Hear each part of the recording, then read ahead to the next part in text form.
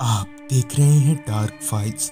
Dark files की आज की इस कहानी में आगे बढ़ने से पहले अगर आपने अभी तक हमें इंस्टाग्राम पर फॉलो नहीं किया है तो कर लें, और ऐसी ही और वीडियोस के लिए देखें अनहोनी।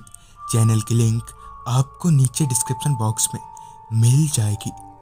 पेशे से मैं यानी अनिमेश एक रिसर्चर हूँ और कल बॉस ने हमें जल्दी ऑफिस बुलाया है क्योंकि वो हमें अलग अलग जगहों पर रिसर्च के लिए भेजने वाले हैं। लिहाजा मैं रात को जल्दी ही सो गया। अगली सुबह मैं फटाफट नहा धोकर रेडी हो गया और नाश्ता करने के बाद सीधे ऑफिस के लिए निकल गया। जब मैं ऑफिस पहुंचा तो मेरे साथ काम करने वाले बाकी के दोस्त पहले से ही वहां मौजूद थे।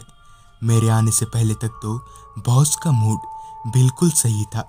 वो सबको अच्छी अच्छी जगहों पर रिसर्च के लिए भेज रहे थे, पर मेरे कैबिन में जाते ही बॉस के मूड ने गिरगिट की तरह रंग बदल लिया, जिस वजह से बॉस ने दूसरे का गुस्सा मेरे पर उतार दिया और मुझे यहाँ से तकरीबन 110 किलोमीटर दूर रिसर्च पर जाने को कहा।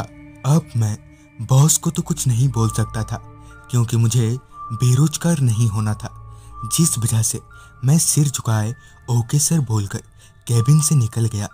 मुझे कल सुबह निकलना था तो मैंने सारी पेंडिंग वर्क्स निपटा लिए और रात हो जाने के बाद ऑफिस से घर के लिए निकल गया।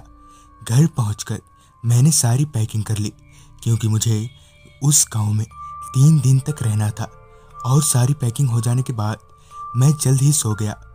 अगले दिन सुबह मैं घर से निकला तो बॉस ने मेरे लिए एक कार के साथ एक ड्राइवर भी भिजवाया था जो 3 दिनों तक मेरे साथ ही रहेगा।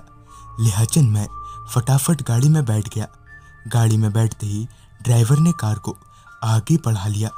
कार में बैठे बैठे मैं यही सोच रहा था कि पता नहीं वो गांव कैसा होगा। हालांकि मैं इससे पहले भी कई जगहों पर रिसर्च के लिए जा चुका हूं, तो ऐसे में मेरे लिए टेंशन वाली कोई बात नहीं थी।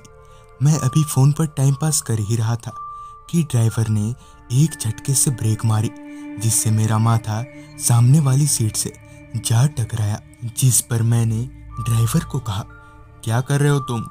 जिस पर ड्राइवर ने कहा, साहब वो सामने बिल्ली ने रास्ता काट दिया। जिस पर मैंने कहा, तो अब? जिस पर ड्राइवर ने कहा, साहब थोड़ी देर रुकते हैं। जिस पर मैंने ड्राइवर को डांटते हुए कार को आगे बढ़ाने को कहा क्योंकि मैं इन सब बेकार की बातों पर विश्वास नहीं करता था। मेरे बोलने पर ड्राइवर ने कार को आगे बढ़ा लिया। अब हम लोग उस रास्ते पर पहुंच चुके थे जहां से वो गांव थोड़ी ही दूर पर था। अब दिन ढलने को आया था और अब आसमान से चांद की रोशनी जमीन पर आने लगी थी, जिससे मुझे गर्मी से थोड़ी राहत मिली। वो रास्ता जिस पर अभी हम आगे बढ़ रहे थे वो बड़ा ही सुनसान था, और तो और उस रास्ते पर एक भी स्ट्रीट लाइट नहीं थी। खैर अब बस अगले 5-10 मिनटों में हम गांव पहुंचने वाले ही थे। कार में बैठा मैं खिड़की से बाहर देख ही रहा था कि मुझे ऐसा लगा कि मानो किसी ने कार के विंडो पर हाथ मारी हो। मैंने कार के विंडो से पीछे की तरफ पलटकर देखा तो कोई भी नहीं था पीछे। मैं अभी यही सोच रहा था कि वो हाथ किसका होगा कि इतने में ही ड्राइवर ने कार रोकते हुए कहा, साहब गांव आ गया। लिहाजा मैं कार से बाहर निकला। कार से बाहर निकलते ही मैंने एक बात नोटिस करी कि आसपास के सभी घर के दरवाजे बंद हैं। उनमें से कुछ घरों के दरवाजों पर ताला लटका है, मगर अभी भी कुछ ऐसे घर थे जिनमें ताला नहीं था।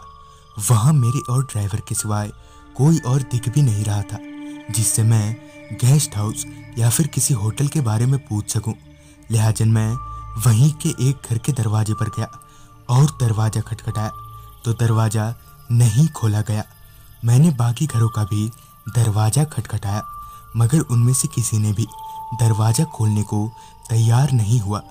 मैं और ड्राइवर अभी यही सोच रहे थे कि आगे क्या करना है कि हमें पीछे से आवाज़ आई, कोई दरवाज़ा नहीं खोलेगा साहब।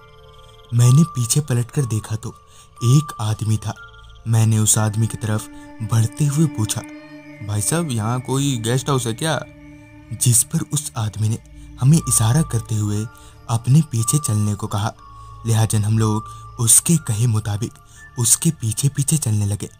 थोड़ी दूर चलने के बाद वो आदमी हमें एक घर के पास ले जाकर रुक गया और घर का दरवाज़ा खोलते हुए कहा, आप लोग यहाँ रह सकते हैं। घर का दरवाज़ा खुलने के बाद मैं और ड्राइवर घर में दाखिल हुए। उस घर में एक ही कमरा था जिसमें 2 बेड थे। मैंने पीछे पलटते हुए उस आदमी से पूछा, भाई साहब यहाँ पानी तो आता है ना?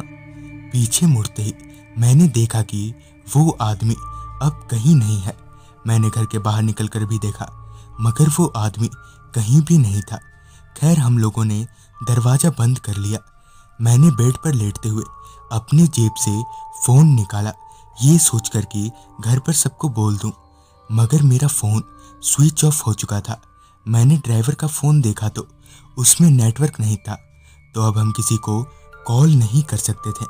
मैं ड्राइवर का फ़ोन लेकर घर की खिड़की के पास गया, ये सोचकर कि कहीं से नेटवर्क मिल जाए। मैं खिड़की के करीब गया ही था कि मैंने बाहर जो देखा, मेरा पूरा शरीर थरथराने लगा। खिड़की के बाहर बहुत सारे बच्चे खेल रहे थे। उन सब के चेहरे बेहद डरावने थे और उनकी आंखें लाल चमक रही थी। गला तो मेरा तब सूख गया जब मेरी नज़र उन लोगों के पैरों पर गई। उन सभी के पैर जमीन से ऊपर थे, यानी वो बच्चे हवा में चल रहे थे। मेरा शरीर डर से कांपे जा रहा था कि इतने में ही हमारे घर के दरवाजे पर दस्तक हुई। आगे की कहानी जानने के लिए नीचे डिस्क्रिप्शन बॉक्स में दिए गए लिंक पर क्लिक करें।